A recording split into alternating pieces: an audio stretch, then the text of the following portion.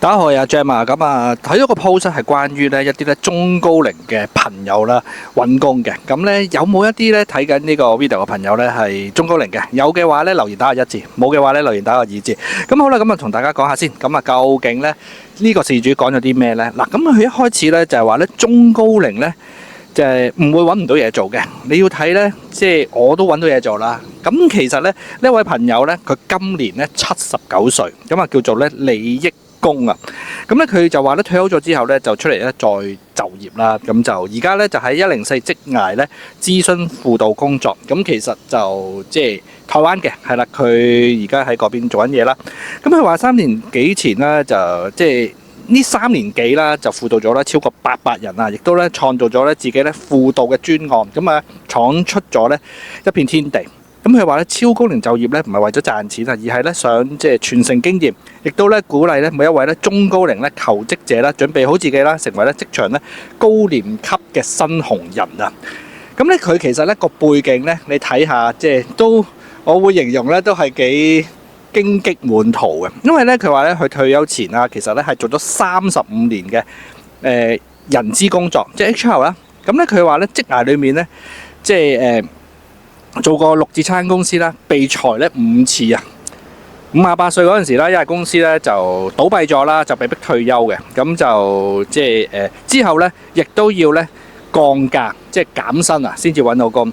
咁亦都試過咧翻工咧5日咧減到3日。咁咧佢咧就唔選擇咧去，即係佢選擇咧唔做呢一啲咧雜事，只係做一啲咧自己喜歡嘅事啦。高低起伏啦，豐富嘅經驗啦，令到佢咧能夠應付咧各種咧職場上嘅問題嘅。嗱，其實咧去到呢度咧停一停咧，想同大家講下啦，即係點解咧會同大家咧去分享即係呢一個報道啦？就其實咧我見到咧唔少嘅中年啦或者中高年齡層咧嘅朋友啦，即係過50零歲啦，咁咧，哇好多咧都係咧裁員啦、減薪啦，咁就揾唔到工啦。咁見過有一啲 case 咧，就係咧50零歲俾人裁咗啦，send 即係100幾200份 CV 冇回音啦，亦都有一啲咧就係咧揾咗咧年幾2年咧，即係都揾唔到嘢做。咁所以咧其實咧係好多一班咧50歲或以上咧嘅朋友咧喺即係而家嗰個求職市場裏面咧掙扎緊喺度咧即係諗緊咧即係點樣可以即係揾到個工做嘅。咁所以咧其實咧你會睇翻咧呢一個朋友啊，嗱講真，如果你話計年齡嘅，我估計應該咧就即係以我知道啊，啲觀眾咧應該冇70零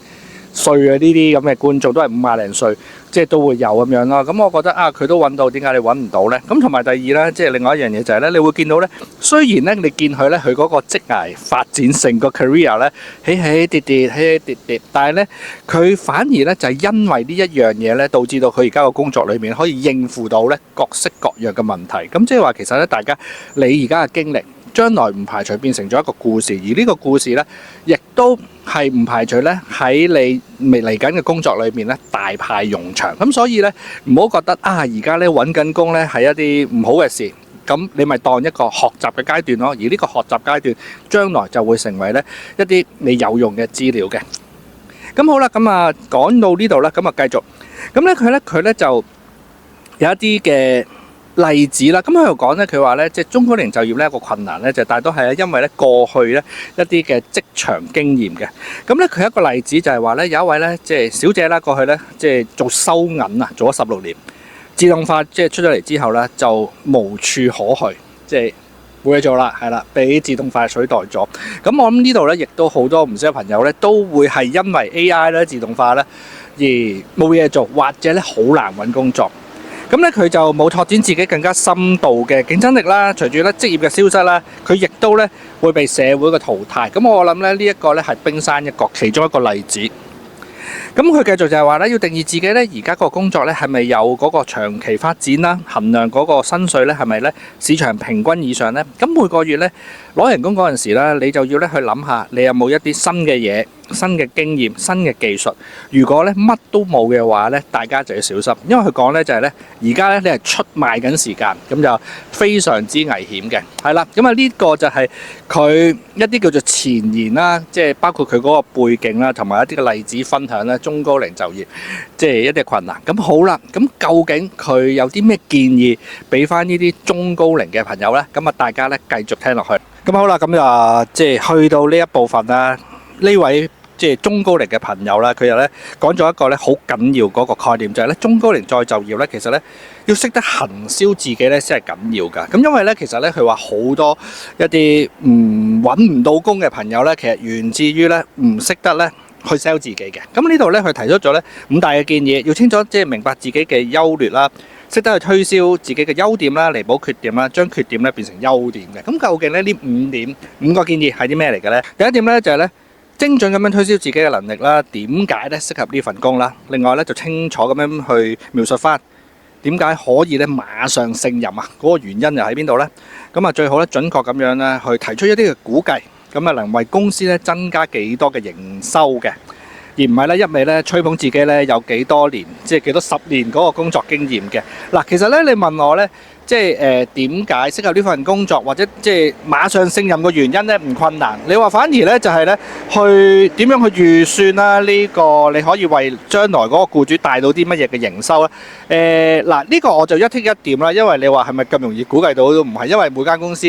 佢即係好簡單，譬如計個 sales。即係計法都唔同啦，咁我覺得反而咧就係咧，與其係咁，不如咧用翻以前一啲嘅 track record 去講下啊，以前你即係假如真係做開 sales 嘅，點樣幫公司帶到一啲嘅盈利，我覺得可以俾一個 reference， 俾一個 percentage 或者俾一個 range 啦，起碼對方咧有一個 concept 知道啊，你大約即係做到啲咩成績咁樣嘅。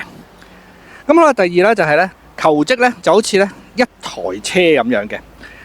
咁咧佢咁樣形容係話咧，佢只想咧買一個普通嘅汽車啦，唔係咧推銷立法啊拉你啊。咁佢話企業咧最中意咧就係即係最中意你哋啫，呢啲求職者咧係幫到佢哋咧賺錢慳錢，同埋咧避免咧被罰錢嘅人啊。咁啊經驗咧唔係最重要，能夠創造咧實質嘅產值咧先係緊要。咁所以咧呢一度咧亦都係唔好不斷去講自己。即係你識做啲咩，反而就係咧你能夠為僱主帶來啲乜嘢。咁我覺得呢樣嘢緊要啲嘅。第三點咧就係咧識得運用人物。咁啊去到即係呢個中高齡嘅年紀啦，純粹靠呢個履歷咧得到取錄咧個機會率咧25%嘅。咁啊有人物相助咧可以提高到咧70%。咁所以平時咧係需要咧經營好一啲嘅人物啦。即係懂得咧去幫助他人啦、分享啊，人哋咧以後咧自然咧亦都會幫你嘅。咁所以你話即係成日即係都聽嘅，識人好過識字。咁你點樣去識人咧？就係去幫人啦，幫人自然咧你就會識到人噶啦。咁啊，第四就係咧中高齡面試咧碰到嘅對手咧，可能咧係一啲咧30幾歲，即係或者再後生嘅人啦。咁咧大家咧就要揾咧，即係你哋嘅對手啦，呢啲30幾歲、35歲嘅求職者，佢哋嘅缺點係啲咩？咁而你自己嘅優點係啲咩咧？就咧。好似對方咧有家庭咧要照顧咁樣，你唔使啦，所以咧能夠咧即係穩定長久嘅。咁其實都係即係去了解一啲你嘅求職者對手嗰個缺點啦，而放大咧即係自己即係優點咁樣嘅。咁就即係所以咧嗰個策略性咧就係咧發掘多啲自己優點，睇多啲自己優點，然後咧展現俾對方知。第5咧就係咧放低一啲嘅高薪啦，選擇咧只需要咧一日可能幾個鐘嘅 part time 啦。如果咧再想工作嘅話，可以咧揾到幾份咧彈性咧工時嘅工作。咁呢個都係嘅。我諗最近啲 video 我不斷講咧就係咧揾工唔好再限制咗，淨係揾長工揾 full time，可以幾份 part time 又得，有啲 freelance 又得，或者可能即係揾下唔同。即係個組合啊，係啦，咁啊令到你自己個收入咧唔會淨係限制咗喺即係 full time 嗰度，因為萬一你冇 full time 嘅話，一停即係真係手停口停啊，係啦，冇咗嗰個收入咁樣啦。OK，嗱呢一個咧就係咧呢一位中高齡嘅朋友嗰個5點嗰個即係建議喺度嘅。最後咧就想咧分享咧多一個 post 係即係特別咧適合一啲即係中高齡嘅朋友嘅。咁啊有一位事主佢就話咧人生裏面咧即係認識咗一啲貴人啦，咁佢2年前咧就同佢講過一啲説話，咁啊佢話到呢一刻咧佢都好記得嘅。佢話咧你太過專注喺未來啊，忘記咗咧今日其實就係你多年前咧日夜祈求嘅樣子啊。人生咧最遺憾嘅事咧唔係得唔到想要嘅嘢，而係咧當你咧將佢把握住喺手中裏面咧個心咧飄向咗遠方啊。所以咧永遠咧就唔好提前焦慮。